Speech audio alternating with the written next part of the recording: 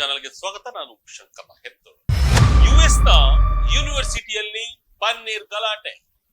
ಭಾರತೀಯ ಸ್ಟೂಡೆಂಟ್ಗೆ 1.8 ಕೋಟಿ ರೂಪಾಯಿ ಪರಿಹಾರ. ಇದೊಂದು ಪನ್ನೀರು ತಿಂಡಿಯ ಕತೆ. ಭಾರತೀಯ ತಿನಿಸಿನ ಮಸಾಲೆ ಘಮ ಅಮೆರಿಕದ ಯೂನಿವರ್ಸಿಟಿಯಲ್ಲಿ ಹಗ್ಗ ಜಗ್ಗಾಟಕ್ಕೆ ಕಾರಣವಾದ ಕತೆ. ತಿಂಡಿಯನ್ನ ಬಿಸಿ ಮಾಡಿಕೊಳ್ಳುವ ಒಂದು ಸಹಜವಾದ ಪ್ರಕ್ರಿಯೆ PhD ವಿದ್ಯಾರ್ಥಿಗಳ ಭವಿಷ್ಯವನ್ನೇ ಬದಲಿಸಿಬಿಟ್ಟಿದೆ. ಯೂನಿವರ್ಸಿಟಿಯಲ್ಲಿ ಭಾರತೀಯ ತಿನಿಸುಗಳು ವಿದ್ಯಾರ್ಥಿಗಳು ಬ್ಯಾನ್ ಆಗುವ ಹಂತದವರೆಗೂ ವಿಷಯ ಬೆಳೆದಿದೆ. ಯಾವುದಕ್ಕೂ ಎದೆಗುಂದದ ವಿದ್ಯಾರ್ಥಿಗಳು ಕಾನೂನು ಹೋರಾಟಕ್ಕೆ ಇಳಿದರು. ಅದಕ್ಕೆ ತಕ್ಕ ಪ್ರತಿಫಲ ಈಗ ಸಿಕ್ಕಿದೆ. ವಿದ್ಯಾರ್ಥಿಗಳದೇ ತಪ್ಪು ಎಂದಿದ್ದ ಯೂನಿವರ್ಸಿಟಿಯು ಈಗ 1.25 ಕೋಟಿ ರೂಪಾಯಿಯಷ್ಟು ಹಣವನ್ನ ಪರಿಹಾರವಾಗಿ ಕೊಡಬೇಕಿದೆ. ಇದರ ಪೂರ್ತಿ ಸ್ಟೋರಿ ಮುಂದೆ ಇದೆ. ಪನ್ನೀರ್ ಬಿಸಿ ಮಾಡುವಾಗ ಶುರುವಾಯಿತು ಜಗಳ. ಮಾತಿಗೆ ಮಾತು ಬೆಳೆದು ಕಂಪ್ಲೇಂಟ್ ಮೆಟ್ಟಿಲೇರಿತು ವಿಷಯ. ಸಾಮಾನ್ಯವಾಗಿ ಭಾರತದ ಬಹುತೇಕ ಮನೆಗಳಲ್ಲಿ ಪಾಲಕ್ ಮತ್ತು ಪನ್ನೀರ್ ಬಳಸಿ ಖಾದ್ಯ ತಯಾರಿಸಲಾಗುತ್ತೆ. ಇಂತಹದ್ದೇ ಒಂದು ಅಡಿಗೆಯಿಂದ ಅಮೆರಿಕದ ಒಂದು ದೊಡ್ಡ ಯೂನಿವರ್ಸಿಟಿಗೆ ಬರೋಬ್ಬರಿ 1.8 ಕೋಟಿ ರೂಪಾಯಿ ದಂಡ ಬಿದ್ದಿದೆ. ಕೇವಲ ಪಾಲಕ್ ಪನ್ನೀರ್ ವಾಸನೆ ಬರ್ತಿದೆ ಅಂತ ಗಲಾಟೆ ಶುರುವಾಗಿ ಅದು ಕೋರ್ಟ್ ಮೆಟ್ಟಿಲೇರಿ ಕೊನೆಗೆ ನಮ್ಮ ಭಾರತೀಯ ವಿದ್ಯಾರ್ಥಿಗಳು ಗೆದ್ದು ಈಗ ಆ ವಿಚಾರವು ಜಾಗತಿಕ ಮಟ್ಟದಲ್ಲಿ ಸದ್ದು ಮಾಡ್ತಾ ಇದೆ. ಇದರ ಹಿಂದಿನ ವಿಚಾರ ಏನಂದ್ರೆ, ಅಮೆರಿಕದ university of Colorado boulder institute ನಲ್ಲಿ 34 ವರ್ಷ ವಯಸ್ಸಿನ ಆದಿತ್ಯ ಪ್ರಕಾಶ್ ಅನ್ನೋರು PhD ಮಾಡ್ತಾರೆ. ಅದೇ ಯೂನಿವರ್ಸಿಟಿಯಲ್ಲಿ 2023 ಸೆಪ್ಟೆಂಬರ್ ತಿಂಗಳಲ್ಲಿ ನಡೆದ ಘಟನೆ ಇದು. ಆದಿತ್ಯ ತಮ್ಮ ಡಿಪಾರ್ಟ್ಮೆಂಟ್ ಕಿಚನ್ ನಲ್ಲಿ ಮಧ್ಯಾಹ್ನ ತಂದಿದ್ದ ಲಂಚ್ ಬಾಕ್ಸ್ ಅನ್ನ ಮೈಕ್ರೋವೇವ್ ನಲ್ಲಿ ಬಿಸಿ ಮಾಡ್ತಿದ್ರು. ಅವತ್ತು ಅವರ ಬಾಕ್ಸ್ ನಲ್ಲಿ ಇದ್ದು ಪಾಲಕ್ ಪನ್ನೀರ್. ಸರಿ, ಅಡಿಗೆ ಬಿಸಿ ಆಗ್ಬೇಕಾಗಿದ್ರೆ ಅಲ್ಲಿಗೆ ಒಬ್ಬ ಮಹಿಳಾ ಸಿಬ್ಬಂದಿ ಬರ್ತಾರೆ. ಬಂದು, ಚಿ ಏನಿದು ವಾಸನೆ, ತುಂಬಾ ಕೆಟ್ಟದಾಗಿ ಸ್ಮೆಲ್ ಬರ್ತಿದೆ, ಇಲ್ಲಿ ಇದನ್ನೆಲ್ಲ ಬಿಸಿ ಮಾಡಬೇಡ ಅಂತೆಲ್ಲ ರೇಗಾಡ್ತಾರೆ. ಆದಿತ್ಯ ಆ ಮಾತಿಗೆ ಸುಮ್ನೆ ಕೂರ್ಲಿಲ್ಲ. ಅವರು ಆಕೆಗೆ ಕೇಳ್ತಾರೆ, ಇದು ಕಾಮನ್ ಕಿಚನ್ ಅಲ್ವಾ, ನನಗೂ ಇಲ್ಲಿ ಅಡಿಗೆ ಬಿಸಿ ಮಾಡೋ ಹಕ್ಕಿದೆ, ನಿಮಗೆ ಸ್ಮೆಲ್ ಇಷ್ಟ ಆಗದಿದ್ರೆ ಅದು ನಿಮ್ಮ ಪ್ರಾಬ್ಲಮ್ ಅಂತ ವಾದ ಮಾಡ್ತಾರೆ. ಅದು ಆಕೆಯನ್ನ ಮತ್ತಷ್ಟು ಸಿಟ್ಟಿಗೇಳಿಸುತ್ತೆ. ಇಲ್ಲಿ ಬ್ರೋಕಾಲಿ ಕೂಡ ಬಿಸಿ ಮಾಡೋದು ನಿಷೇಧ ಇದೆ ಅಂತ ಹೇಳ್ತಾರೆ. ಅದಕ್ಕೆ ಆದಿತ್ಯ, ನೋಡಿ ಮೇಡಮ್, ಬ್ರೋಕಾಲಿ ತಿಂದಿದ್ದಕ್ಕೆ ಜಗತ್ತಿನಲ್ಲಿ ಯಾವ ಜನಾಂಗದ ಮೇಲಾದ್ರೂ ರೇಸಿಸಂ ನಡೆದಿದ್ಯಾ? ಆದ್ರೆ ನಮ್ಮ ಇಂಡಿಯನ್ ಫುಡ್ ವಾಸನೆ ಅಂತ ನೀವು ಹೇಳ್ತಿರೋದು ಕೇವಲ ವಾಸನೆ ಬಗ್ಗೆ ಅಲ್ಲ, ಅದು ನಮ್ಮ ಸಂಸ್ಕೃತಿ ಮೇಲೆ ಮಾಡ್ತಿರುವ ಅಟ್ಯಾಕ್ ಅಂತ ನೇರವಾಗಿ ನೋಡಿ. ನಮ್ಮ ಆಹಾರ ನಮ್ಮ ಹೆಣ್ಣು, ಯಾರಿಗೂ ವಾಸನೆ ಸರಿಯಿಲ್ಲ ಅಂದಾಕ್ಷಣ ಅದು ಕೆಟ್ಟದ್ದು ಅಂತ ಅರ್ಥ ಅಲ್ಲ ಅಲ್ವಾ? ಇಲ್ಲಿಂದ ಅಸಲಿ ಸೀನ್ ಶುರುವಾಗುತ್ತೆ. ಈ ಗಲಾಟೆ ಇಲ್ಲಿಗೆ ನಿಲ್ಲಲ್ಲ. ಆದಿತ್ಯರವರ ಪಾರ್ಟ್ನರ್ ಊರ್ಮಿ ಭಟ್ಟಾಚಾರ್ಯ ಕೂಡ ಅದೇ ಯೂನಿವರ್ಸಿಟಿಯಲ್ಲಿ ಇದ್ರು.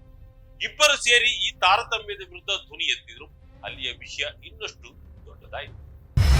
ಕಾಸು ಡಿಗ್ರಿ ಕೊಡೋದ್ರ ಜೊತೆಗೆ ಕಂಡೀಷನ್.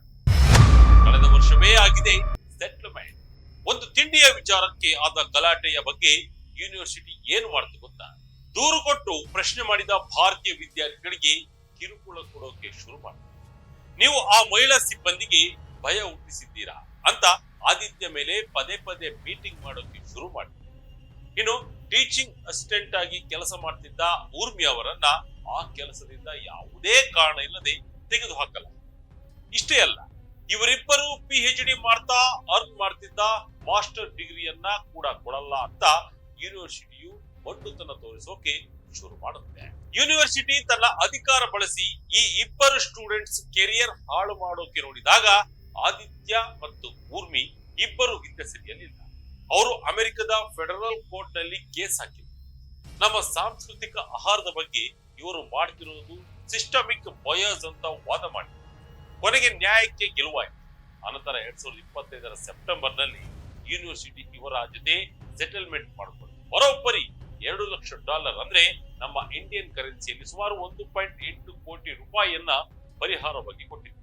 ಅಷ್ಟೇ ಅಲ್ಲ, ಅವ್ರಿಗೆ ಕೊಡಬೇಕಾಗಿದ್ದ ಮಾಸ್ಟರ್ಸ್ ಡಿಗ್ರಿಯನ್ನು ಕೂಡ ಗೌರವದಿಂದ ವಾಪಸ್ ಕೊಟ್ಟಿದ್ದಾರೆ.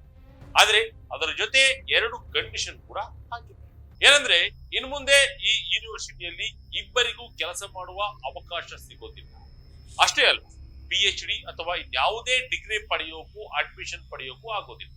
ಆದ್ರೆ ಒಂದು ಅರ್ಥದಲ್ಲಿ ಕೊಲೆರಾಡೋ ಯೂನಿವರ್ಸಿಟಿಗೂ ಆದಿತ್ಯ ಮತ್ತು ಊರ್ಮಿ ಅವರು ಸಂಬಂಧವು ಪರ್ಮನೆಂಟ್ ಆಗಿ ಕಟ್ ಆಗಿದೆ. ಕೇಸ್ ಗೆದ್ದಿದ್ರ ಬಗ್ಗೆ ಊರ್ಮಿ ಅವರು ಇನ್ಸ್ಟಾಗ್ರಾಮ್ ನಲ್ಲಿ ಹಾಕಿರುವ ಪೋಸ್ಟ್ ಈಗ ಸಖತ್ತು ವೈರಲ್ ಆಗ್ತಿದೆ.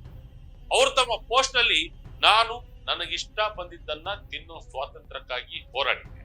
ನನ್ನ ಚರ್ಮದ ಬಣ್ಣ ಏನೇ ಇರಲಿ, ನನ್ನ ಆಕ್ಸೆಂಟ್ ಹೇಗೆ ಇರಲಿ, ಅನ್ಯಾಯದ ಮುಂದೆ ನಾನು ತಲೆ ಬಾಗಲ್ಲ ಅಂತ ಹಂಚಿಕೊಂಡಿದ್ದಾರೆ. ನಿಜಕ್ಕೂ ಇದು ನಮಗೆಲ್ಲ ಒಂದು ದೊಡ್ಡ ಪಾಠ. ಬೇರೆ ದೇಶಕ್ಕೆ ಹೋದಾಗ ನಮ್ಮ ಅಸ್ಮಿತೆ, ನಮ್ಮ ಸಂಸ್ಕೃತಿ, ಆಹಾರದ ಬಗ್ಗೆ ಅಪಮಾನ ಆಗುವುದನ್ನ ತಡೆಯಬೇಕಾಗುತ್ತೆ. ನಮ್ಮ ತನವನ್ನ ಬಿಟ್ಟು ಕೊಡಬಾರದು ಅನ್ನೋದಕ್ಕೆ ಈ ಜೋಡಿಯು ದೊಡ್ಡ ಉದಾಹರಣೆ. ಈ ಕೇಸ್ನಿಂದಾಗಿ ಪಾಲಕ್ ಪನ್ನೀರ್ ಕೇವಲ ಅಡುಗೆಯಲ್ಲ, ಅದು ಆತ್ಮಗೌರವದ ವಿಷಯವಾಗಿಯೂ ಉಳಿದು ಹೋಗಿದೆ. ಈ ಘಟನೆ ಬಗ್ಗೆ ನಿಮಗೇನಿಸುತ್ತೆ? ಯೂನಿವರ್ಸಿಟಿ ಮಾಡಿದ್ದು ಸರಿನಾ? ಸ್ಟೂಡೆಂಟ್ ಮಾಡಿದ ಹೋರಾಟ ಸರಿ ಇಲ್ಲ? ನಿಮ್ಮ ಅಭಿಪ್ರಾಯವನ್ನ ಕಮೆಂಟ್ ಮಾಡಿ ನಮಗೆ ತಿಳಿಸಿ. ಇದಾಗಿತ್ತು ಈ ಕ್ಷಣದ ವಿಶೇಷ. ಇದೇ ರೀತಿಯ ವಿಶೇಷತೆಗಾಗಿ Vijaya Karnataka international YouTube channel, Facebook channel follow ಮಾಡ್ತಾ ಇದ್ದೀನಿ. ಧನ್ಯವಾದ.